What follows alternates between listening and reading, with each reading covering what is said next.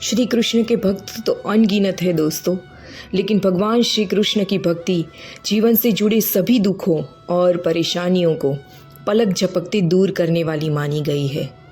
जिस कृष्ण का नाम जपते ही इंसान की सभी कष्ट दूर और कामनाएं पूरी हो जाती है, उसी बंसी बजैया की पूजा के लिए सनातन परंपरा में कई आदर्श ऐसे भक्त हो गए हैं जिनको हम आज भी याद करके उनकी जीवन से प्रेरणा लेकर के हम भी ऐसे आदर्श भक्त बन सकते हैं। दोस्तों, बहुत मेहनत करके मैं आपके लिए वीडियो बनाती हूँ। आपको हमारी ये वीडियो पसंद आ रही है तो वीडियो को लाइक करें। और हाँ दोस्तों, अगर आप हमारे चैनल पर नए हैं तो चैनल को सब्सक्राइब करें ताकि हमारी प्रेरणादायक वीडियो सबसे पहले आपके पास पहुँच सके। और हाँ दोस्तों, आपसे एक सवाल था कि किस तरह की वीडियो आप देखना चाहते हैं, मुझे कमेंट में बताइए। आपकी राय बहुत ही ज़रूरी है। चलिए वीडियो में आगे बढ़ते हैं और आदर्श भक्त राजा शिवी के जीवन के बारे में जानते हैं। राजा शिवी, न त्वहं कामये राज्यम न स्वर्गम न पुनर्भवम प्राणिनां दुःखतप्तानां कामये दुःखनाशनम। शिनर पुत्र हरिभक्त महाराज शिवी बड़े ही दयालु और शरणागत वत्सल थे। एक समय राजा एक महान यज्ञ कर रहे थे। इतने में भय से कांपता हुआ एक कबूतर राजा के पास आया और उनकी गोद में छिप गया।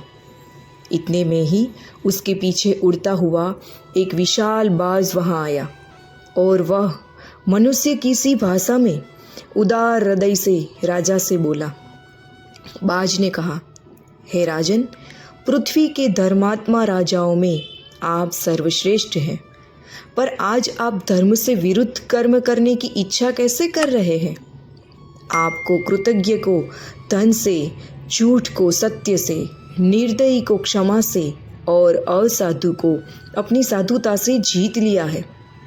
उपकार करने वाले के साथ तो सभी उपकार करते हैं, परंतु आप बुराई करने वालों का भी उपकार करते हैं। जो आपका अहित करता है, आप उसका भी हित करना चाहते हैं। आप दया करते हैं और तो क्या, जो आप में दोष ढूंढते हैं उनमें भी आप गुण ही ढूंढते हैं। ऐसे होकर भी आज आप यह क्या कर रहे हैं? मैं भूख से व्याकुल हूँ, मुझे यह कबूतर रूपी भोजन मिला है। आप इस कबूतर के लिए अपना धर्म क्यों छोड़ रहे हैं? कबूतर बोला, महाराज, मैं बाज से डरकर प्राण रक्षा के लिए आपकी शरण आया हूँ। आप मुझे बाज को कभी मत दीजिएगा। राजा ने बाज से कहा, तुमसे डरकर यह कबूतर अपनी प्राण रक्षा के लिए मेरे समीप आया है। इस तरह से शरण आए हुए कबूतर का त्याग मैं कैसे कर दूँ? जो मनुष्य शरणागत की रक्षा नहीं करते या लोभ, द्वेष अथवा भय से उसको त्याग देते हैं, उनकी सज्जन लोग निंदा करते हैं और उनको ब्रह्म हत्या के समान पाप लगता है। जिस तरह हम लोगों को अपने प्राण प्यारे हैं, उसी तरह सबको प्यारे हैं। अच्छे लोगों को चाहिए कि वे मृत्यु के भय से व्याकुल जीवों की रक्षा करें। मैं मरूंगा, यह दुख प्रत्येक पुरुष को होता है। इसी अनुमान से दूसरे की भी रक्षा करनी चाहिए। जिस प्रकार तुमको अपना जीवन प्यारा है, उसी तरह दूसरों को भी अपना जीवन प्रिय है। जिस तरह तुम भूख से मरना नहीं चाहकर अपना जीवन बचाना चाहते हो, उसी तरह तुम्हें दूसरों के जीवन की भी रक्षा करनी चाहिए। हे बाज, मैं यह भयभीत कबूतर तुम्हें नहीं दे सकता, और किसी उपाय से तुम्हारा काम बन सकता हो तो मुझे शीघ्र बतलाओ, मैं करने को तैयार हूँ। बाज बोला, महाराज, भोजन से ही जीव उत्पन्न होते हैं, बढ़ते और जीते हैं। बिना भोजन कोई नहीं रह सकता। मैं भूख को मारे मर जाऊंगा तो मेरे बाल बच्चे भी मर जाएंगे। एक कबूतर को बचाने से बहुत से जीवों की जानें जाएंगी। हे परंतप, उस धर्म को धर्म नहीं कहना चाहिए जो दूसरे धर्म में बाधा पहुंचाता है। श्रेष्ठ पुरुष उसी को धर्म बतलाते हैं जिससे किसी भी धर्म में बाधा नहीं पहुंचती।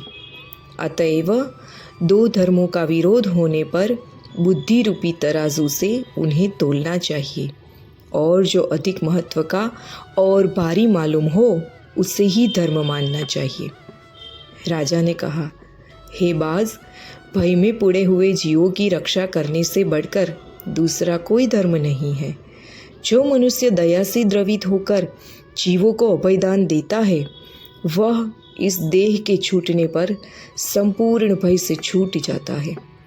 लोक में बड़ाई या स्वर्ग के लिए धन, वस्त्र और गौ देने वाले बहुत है, परंतु सब जीवों की भलाई करने वाले पुरुष दुर्लभ है।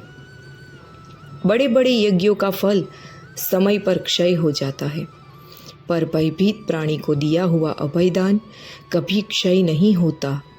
मैं राज्य या अपना दुस्तज्य शरीर का त्याग कर सकता हूँ, पर इस दिन भय से त्रस्त कबूतर को नहीं छोड़ सकता। उस पर राजा शिवी ने एक श्लोक बोला जिसका अर्थ इस प्रकार है कि अपने पहले के जन्मों में मैंने जो कुछ भी पुण्य किया है उसका फल मैं केवल यही चाहता हूँ कि दुख और ऐश में पड़े हुए प्राणियों का मैं क्लेश नाश कर सकूं। मैं न राज्य चाहता हूँ, न स्वर्ग चाहता हूँ और न मोक्ष चाहता हूँ। मैं चाहता हूँ केवल दुख में तपते हुए प्राणियों के दुख का नाश। हे बाज, तुम्हारा यह काम केवल आहार के लिए है। तुम आहार चाहते हो, मैं तुम्हारे दुख का भी नाश चाहता हूँ। अतएव तुम मुझसे कबूतर के बदले में चाहे जितना और आहार मांग लो। बाज कहा, हम लोगों के लिए शास्त्रानुसार कबूतर ही आहार है, अतएव आप इसी को छोड़ दीजिए। राजा ने कहा, हे बाज, मैं भी शास्त्र से विपरीत नहीं कहता। शास्त्र के अनुसार सत्य और दया सबसे बड़े धर्म हैं। उठते, बैठते, चलते, सोते या जागते हुए जो काम जीवों के हित के लिए नहीं होता वह पशु चेष्टा के समान है। जो मनुष्य स्थावर और जंगम जीवों की आत्मवत रक्षा करते हैं वे ही परम गति को प्राप्त होते हैं। जो मनुष्य समर्थ होकर भी मारे जाते हुए जीवों की परवाह नहीं करता वह घोर नरक में गिरता है। मैं तुम्हें अपना समस्त राज्य दे सकता हूँ या इस कबूतर के सिवा तुम जो कुछ भी चाहोगे सो देने को तैयार हूँ, पर कबूतर को नहीं दे सकता। बाज ने कहा, हे राजन, यदि इस कबूतर पर आपका इतना ही प्रेम है तो इस कबूतर के ठीक बराबर का तोल कर आप अपना मांस मुझे दे दीजिए, मैं अधिक नहीं चाहता। राजा ने कहा, बाज, तुमने बड़ी कृपा की, तुम जितना चाहो उतना मांस देने को मैं तैयार हूँ। इस क्षणभंगुर अनित्य शरीर को देकर भी जो नित्य धर्म का आचरण नहीं करता वह मूर्ख शोचनीय है। यह शरीर यदि प्राणियों के उपकार के लिए उपयोग में न आए तो प्रतिदिन इसका पालन पोषण करना व्यर्थ है। हे बाज, मैं तुम्हारे कथा अनुसार ही करता हूँ। यह कहकर राजा ने एक तराजू मंगवाया और उससे एक पलड़े में कबूतर को बैठाकर दूसरे में वे अपना मांस काट काट कर रखने लगे और कबूतर के साथ तोलने लगे।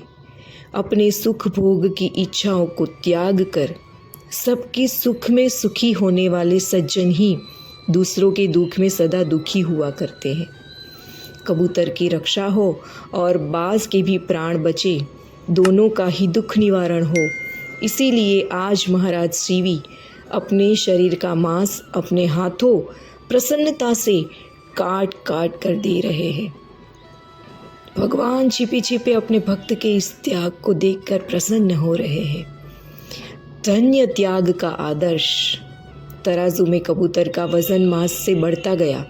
राजा ने शरीर भर का मांस काट कर रख दिया, परंतु कबूतर का पलड़ा नीचा ही नहीं रहा। तब राजा स्वयं तराजू पर चढ़ गए। ठीक ही तो है, दूसरे के दुख से आतुर, सदा समस्त प्राणियों के हित में रत महात्मा लोग अपने महान सुख की तनिक भी परवाह नहीं करते। राजा शिवी के तराजू में चढ़ते ही आकाश में बाजे बजने लगे और नभ से पृष्ठवृष्टि होने लगी। राजा मन में सोच रहे थे कि ये मनुष्य सी वाणी बोलने वाले कबूतर और बाज कौन है तथा आकाश में बाजे बजाने वाले का क्या कारण है। इतने में ही वह बाज और कबूतर अंतर्ध्यान हो गए और उनके बदले में 2 दिव्य देवता प्रकट हो गए। दोनों देवता इंद्र और अग्नि थे। इंद्र ने कहा, राजन, तुम्हारा कल्याण हो। मैं इंद्र हूँ और जो कबूतर बना था वह यह अग्नि है। हम लोग तुम्हारी परीक्षा करने आए थे। तुमने जैसा दुष्कर कार्य किया है ऐसा आज तक किसी ने नहीं किया। यह सारा संसार मोहमय कर्मपाश में बंधा हुआ है, परंतु तुम जगत के दुखों से छूटने के लिए करुणा से बंध गए हो।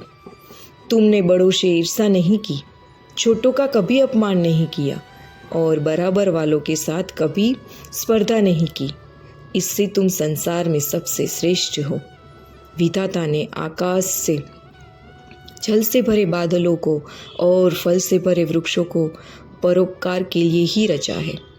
जो मनुष्य अपने प्राणों को त्याग कर भी दूसरों के प्राणों की रक्षा करता है वह उस परम धाम को पाता है जहाँ से फिर लौटना नहीं पड़ता। अपना पेट भरने के लिए तो पशु भी जीते हैं, किंतु प्रशंसा से योग्य जीवन तो उन लोगों का है जो दूसरों के लिए जीते हैं। सत्य है, चंदन के वृक्ष अपने ही शरीर को शीतल करने के लिए नहीं उत्पन्न हुआ करते। संसार में तुम्हारे सदृश्य अपने सुख की इच्छा से रहित एकमात्र परोपकारी वृद्धि वाले साधु केवल जगत के हित के लिए ही पृथ्वी पर जन्म लेते हैं। तुम दिव्य धारण रूप करके चिरकाल तक पृथ्वी का पालन कर अंत में भगवान के ब्रह्मलोक में आओगे। इतना कहकर इंद्र और अग्नि स्वर्ग को चले गए। राजा शिवी यज्ञ पूर्ण करने के बाद बहुत दिनों तक पृथ्वी का राज्य करके अंत में दुर्लभ पद को प्राप्त हुए। मित्रों, यह थी राजा शिवी के जीवन की कथा, जो एक आदर्श भक्त के रूप में आज भी भक्तों के हृदय में जीवित है। तो बोलो, भक्त और उनके भगवान की जय। जय श्री कृष्ण।